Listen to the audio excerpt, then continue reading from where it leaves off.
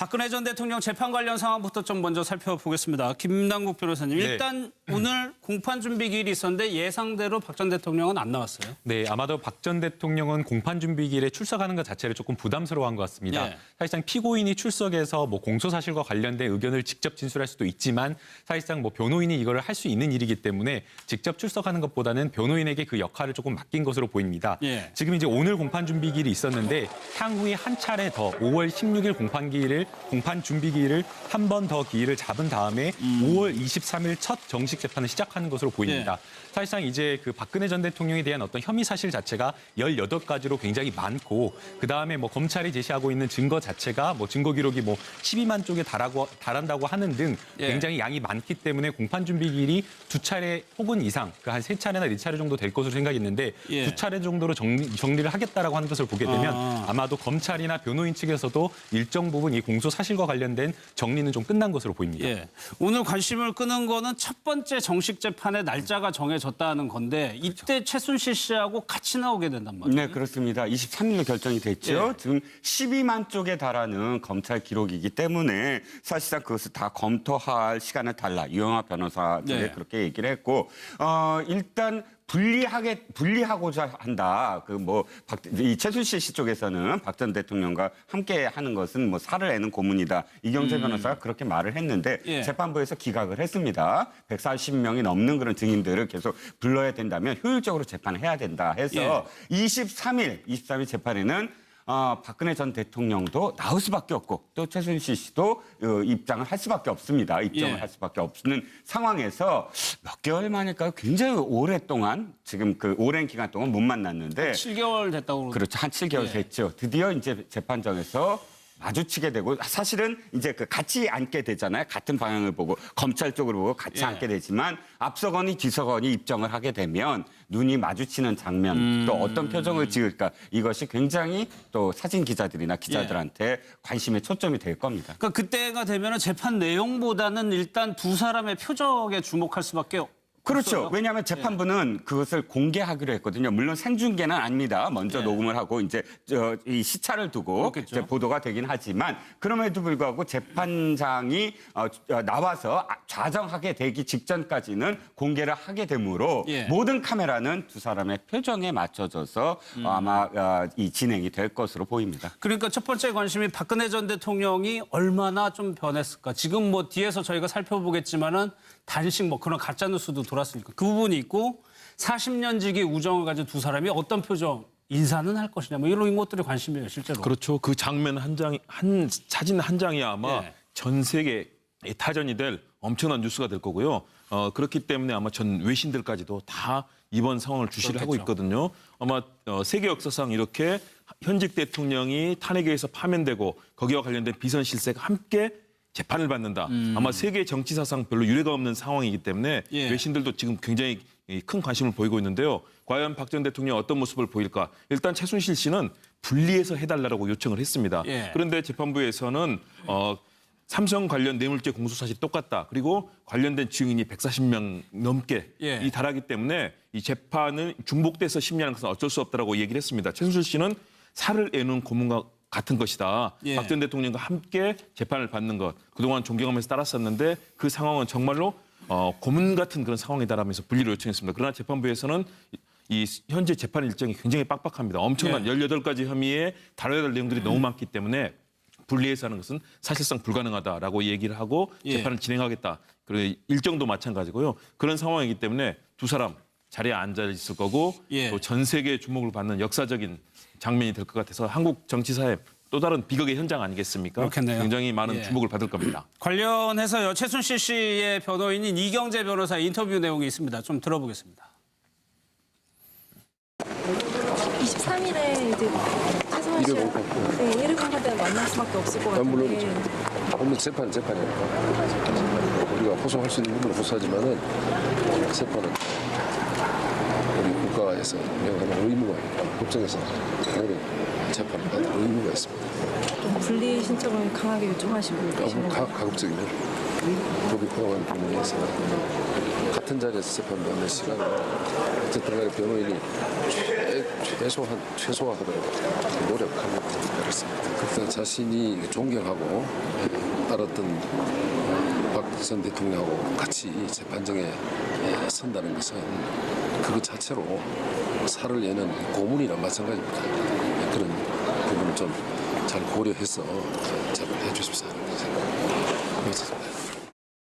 마주치는 게 살을 내는 고문이다. 근데 이거는 좀 엄밀히 얘기하면 최순실 씨 개인 사정 아닙니까? 사실은 최순실 씨가 이런 거를 재판부에 요구하는 예. 것 자체가 그건 정말 부당한 거라고 생각이 됩니다. 사실상 이게 지금 변호인 입장에서 보게 되면 공범이 같이 함께 재판받는 것은 너무나 당연하기 때문에 이경재 변호사 입장에서는 예. 이렇게 별도의 어떤 분리를 해달라고 하는 어떤 의견서를 제출하는 것 자체를 생각하지 않았을 겁니다. 그럼에도 불구하고 지금 이경재 변호사가 저렇게 인터뷰를 하면서 뭐 살을 찢는 고통이다라고 고문이다라고 이야기까지 하면서 또 재판부에 분리를 해달라고 의견서를 제출했다라고 하는 것은 예. 사실상 이것은 최순실 씨의 어떤 강력한 요청이 있었기 때문이라고 생각이 됩니다. 뭐 앞서 이제 김홍국 변호사께서 말씀을 해주셨지만 지금 이제 박근혜 전 대통령과 최순실 씨는 공범이고 나와야 되는 어떤 증인 자체가 전부 다 공동입니다. 그렇다고 한다면 증인을 2번 불러서 최순실 씨가 또 한 번 신문하고 박근혜 전 대통령이 신문하는 그런 어떤 절차를 생각할 수가 없기 때문에 그렇죠. 증인이 140명이나 되는데. 불가능한 겁니다. 그렇다고 예. 한다면 이경재 변호사는 분명히 알고 있습니다. 이거 재판부에 제출해도 100% 기각이라는 걸 알 수 있음에도 불구하고 저렇게까지 인터뷰를 하고 재판부의 의견까지 별도로 제출을 했다라고 하는 것은 예. 결국에는 최순실 씨가 정말 강력하게 요구를 했다라고 하는 것인데 사실은 이것은 최순실 씨가 너무 비판받아 마땅한 이야기라고 생각이 듭니다. 아니 그리고 이경재 변호사가 마지막에 그런 부분을 잘 고려해서 재판을 해달라는 거는 무슨 의미인가요? 그러니까 가급적이면은 분리할 수 있는 거는 분리해달라는 겁니다. 예컨대 이제 공동 전범이 있어가지고 예. 공범끼리 같이 재판을 받는다고 하더라도 이제 일시적으로 증거를 이제 그 공범들을 분리했다가 예. 다시 병합을 할 수가 있습니다. 그렇기 때문에 최순실 씨가 굳이 출석해야 되지 않을 상황이라고 한다면 분리해가지고 최순실 씨는 불출석한 상태에서 재판을 받다가 나중에 다시 필요할 때는 병합해달라고 하는 것인데 이러나 저러나 사실은 무리한 요구입니다. 그러면 최순실 씨는 박 전 대통령에게 그 최소한의 인간적으로 미안한 마음이 있다는 걸까요? 그건 사실 확신할 수가 없을 것 같아요. 왜냐하면 지금 최순실 씨가 그간 이경재 변호사를 통해서 쏟아낸 그런 워딩들을 보통 사람처럼 맥락을 잡아서 이야기에는 굉장히 들쭉날쭉하고 심리 상태도 그렇고 하기 때문에 순간순간의 워딩으로 이것을 이렇게 판단할 수 있을까? 만약에 앵커께서 말씀하신 대로 정말 인간적인 어떤 그런 이 존경심, 아까 변호사가 이야기한 대로 또 미안함 이런 것들이 만약에 있었다면 지금까지 자신이 옳다라고 입장을 견지하는 것도 사실은 말이 안 돼요. 왜? 일정 부분은 자기가 짊어져야지 자신이 존경한 그 대통령의 죄가 좀 경감될 수 있는 부분도 충분히 있거든요. 그런데 자신이 무조건 모든 것이 다 죄가 없다라고 표명할수록 대통령이 힘들어집니다. 대통령도 똑같이 공범이니까 그 부분과 관련해서 자신의 죄를 또 입증을 해야 되잖아요. 그러니까 말 따로 행동 따로라는 거죠. 행동은 절대적으로 자신의 어떤 그런 무죄만을 이렇게 입증하려고 하면서 말은 존경하니까 같이 못 받겠다. 이거는 그러네요. 사실은 뭐 실제로 진짜로 존경하는 건지는 알 수가 없는 거죠. 최순실 씨가 지금 남부구치소에 있는데 이런 요구도 했어요. 김홍국 교수님. 서울구치소로 다시 이감을 해달라.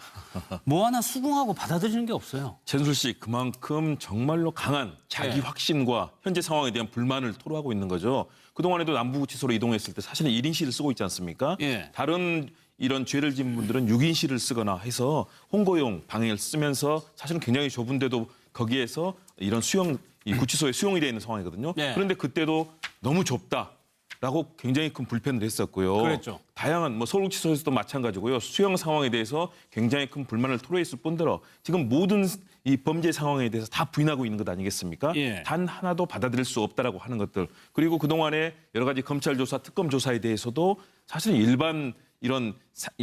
일반인들 같은 경우는 이런 상황에 처했다면 사실은 이런 얘기 참 하기도 어려울 겁니다. 더군다나 남부구치소에서 서울구치소까지 오는데 시간이 오래 걸려서 불편하다. 예. 아니, 지금 불편을 따질 때입니까? 대통령을 탄핵시켜버리고 대한민국의 국정 상황을 완전 마비시키고 자신의 딸의 그런 사익을 위해서 예. 대한민국의 명문 여자대학교가 완전히 총장부터 뭐 보직 교수들 구속되는 등 초토화됐지 않습니까? 예. 대한민국 국민들에게 정말로 죄송한 마음 갖고 박 전 대통령뿐만 아니라 우리 국민들이 정말 그 추운 겨울에 연인원 1,600만 명의 또 반대되는 탄핵 기각 요청 세력까지 이런 분들까지 한다면 얼마나 많은 국민들이 그 추위에 떨면서 나라가 망가지는 꼴을 봤습니까? 예. 그 고통들을 국민들께 죄송해야 되는데 남부구치소에서 서울구치소 가는 시간이 오래 걸린다. 그래서 얘기했더니 재판부에서는 아니나 다를까 법무부 장관에게 소송해라 아니면 행정소송을 하거나 요구하라라고 예. 얘기를 하지 않습니까? 법원이 봤을 때도 참 가당치 않다. 예. 일반 재소자라면 사실은 저런 요구를 할 수도 없는 거죠. 그런데 이런 얘기하는 예. 거 최순실 씨가 얼마나 오만하고 독선적이며 자기밖에 모르는 그런 그동안의 생활을 했었는지를 예. 전형적으로 엿볼 수 있는 상황이라고 봅니다. 뭐 물론 무죄 추정이니까 그 권리는 누려야 되겠죠. 그런데 이동 시간이 오래 걸린다고 해가지고 옮겨달라는 거는 제가 듣기에도 상식적으로 안 너무 보여요. 황당합니다. 그래서 제가 정말 시간이 얼마나 차이 나는지 제가 알기로는 남부구치소에서 서울중앙지검 가는 시간하고 서울구치소에서 가는 시간하고 크게 차이를 못 느꼈거든요. 그래서 이제 실제 제가 체감한 게 잘못된 것인지 하고 한번 검색을 해봤습니다. 예. 그러니까 실제 키로수는 한 14km 정도 남부구치소가 좀 멀긴 합니다. 예. 그런데 이제 남부구치소에서 서울중앙지방법원으로 시내를 통해서 오는 게 아니라 광명으로 내려가가지고 순환도로 관악을 거쳐가는 그 순환도로를 새로 뚫린 순환도로를 타고 가기 때문에 시간상으로 보게 되면 한 15분에서 17분 정도밖에 차이가 나질 않습니다. 네. 그러니까 사실상 거의 차이가 없는 거죠. 그런데 이것을 재판부에다 요구했다는 것도 황당하고요. 그리고 또 사실은 이게 그 수감과 관련된 형수용과 관련된 것은 법원에서 하는 것이 아니라 예. 법무부, 교정국에서 하는 겁니다. 그러니까 법원에 요청을 한다고 하더라도 권한이 없기 때문에 이것을 왜 나한테 주장을 하느냐라고 그러네요. 그렇게 답을 예. 할 수밖에 없는 사안입니다. 그러니까 사실 엉뚱한 주장인 거죠. 예. 박근혜 전 대통령 재판 관련 상황부터 좀 먼저 살펴보겠습니다. 김남국 변호사님. 네. 일단 오늘 공판 준비 기일이 있었는데 예상대로 박 전 대통령은 안 나왔어요. 네, 아마도 박 전 대통령은 공판준비기일에 출석하는 것 자체를 조금 부담스러워한 것 같습니다. 예. 사실상 피고인이 출석해서 뭐 공소사실과 관련된 의견을 직접 진술할 수도 있지만 사실상 뭐 변호인이 이걸 할 수 있는 일이기 때문에 직접 출석하는 것보다는 변호인에게 그 역할을 조금 맡긴 것으로 보입니다. 예. 지금 이제 오늘 공판준비기일이 있었는데 향후에 한 차례 더 5월 16일 공판준비기일을 한 번 더 기일을 잡은 다음에 5월 23일 첫 정식 재판을 시작하는 것으로 보입니다.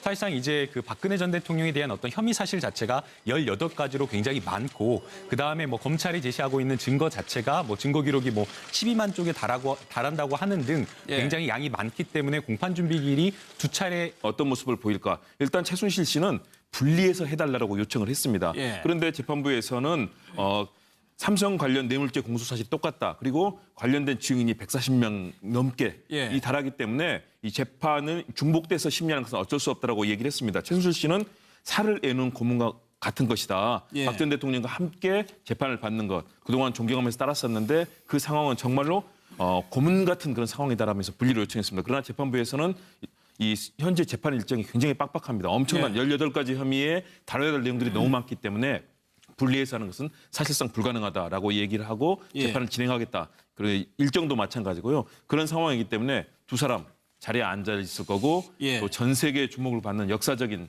장면이 될 것 같아서 한국 정치사의 또 다른 비극의 현장 아닙니까? 좌정하게 되기 직전까지는 공개를 하게 되므로 예. 모든 카메라는 두 사람의 표정에 맞춰져서 아마 이 진행이 될 것으로 보입니다. 그러니까 첫 번째 관심이 박근혜 전 대통령이 얼마나 좀 변했을까. 지금 뭐 뒤에서 저희가 살펴보겠지만은 단식 뭐 그런 가짜 뉴스도 돌았으니까 그 부분이 있고 40년 지기 우정을 가진 두 사람이 어떤 표정 인사는 할 것이냐 뭐 이런 것들이 관심이에요 실제로. 그렇죠. 그 장면 한 사진 한 장이 아마 예. 전 세계 타전이 될 엄청난 뉴스가 될 거고요.